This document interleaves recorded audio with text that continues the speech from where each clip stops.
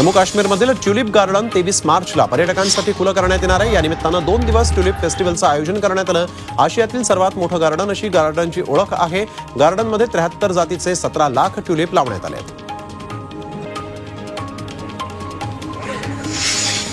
कोल्हापूरच्या गांधी मैदानात स्वीप अंतर्गत 10,495 विद्यार्थ्यांनी विक्रमी मानवी रांगोळी साकारलेली आहे। याची नोंद नॅशनल रेकॉर्ड आणि एशिया पॅसिफिक रेकॉर्डमध्ये झालेली आहे। लोकसभा निवडणुकीबाबत मतदार जनजागृतीसाठी अभियान झालं। यात 38हून जास्त शाळांनी सहभाग नोंदवत राष्ट्रीय स्तरावर जिल्ह्याचा नवा विक्रम रचला आहे। नांदेड जिल्ह्यातील हिमायतनगरमध्ये शंकरपटाचा थरा रंगला। श्री परमेश्वर देवस्थानच्या यात्रा महोत्सवाला सुरुवात झाली। या यात्रेनिमित्त शंकरपटाचं आयोजन करण्यात आलं होतं। 15 वर्षांनंतर या यात्रेत बैलगाडा शर्यत पार पडली।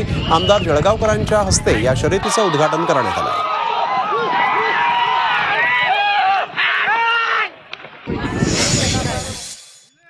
पाण्याच्या शोधात वन्य प्राणी गावाकडे येत आहेत। गोंदियाच्या मळेघाट देवस्थान पहाडीजवळ अस्वल आढळून आलं। हे अस्वल पाण्याच्या शोधात आल्याचं गावकऱ्यांचं म्हणणं आहे। रोजगार हमीच्या मजुरांनी मोबाईलवर या अस्वलाचा व्हिडिओ बनवलेला आहे। सातारा जिल्ह्यातील हिंगणोळेमध्ये एका ऊसाच्या शेतात बिबट्याची 2 बछडे आढळून आले।